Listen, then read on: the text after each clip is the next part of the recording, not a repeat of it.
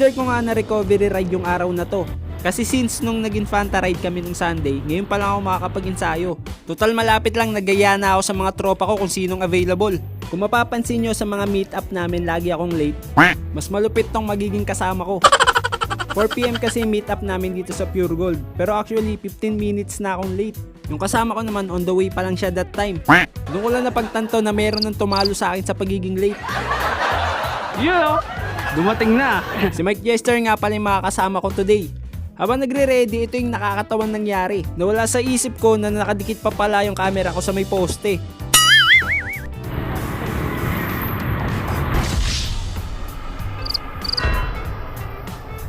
Inabot din ng 3 minuto bago ko na-realize na nakalimutan ko pala yung camera ko.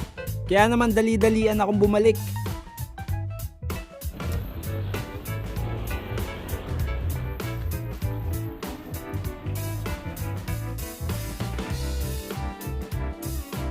So sobrang taranta ko, nag-counterflow na ako pabalik. Naiiwan ko yung camera tayo. Si Mike kasi. Naiiwan ko na yung camera. Gulat ako pagkapauto dibdib ko nawala. Yung pinalikan ko pa doon. Isa talaga yun sa mga worst nightmare ko habang nagbabike. Mabuti na lang talaga hindi pa kami nakakalayo. Shotgun. Para viral. Persona ng grata tayo dito. Bawal na kayo tumapak sa San Mateo. Tingnan muna kami bago makyat. Buti na lang taga, di kita naiiwan.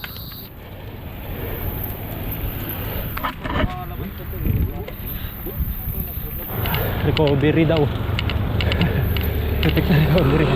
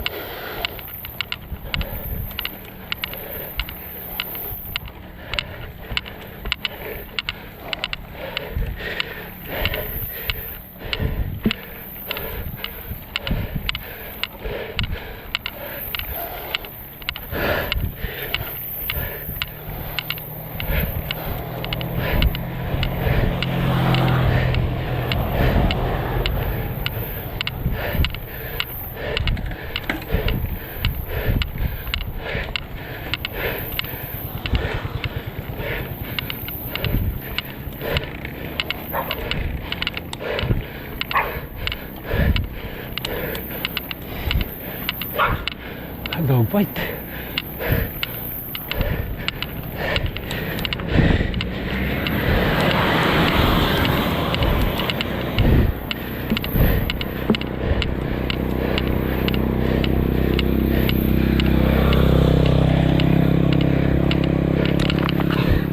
Recover ba yan?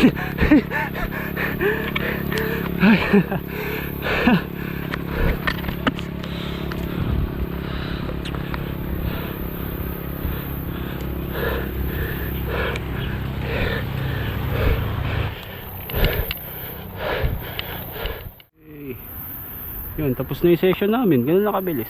Recovery ride daw. Masakit daw yung ankle ni Mike Jester. Prison!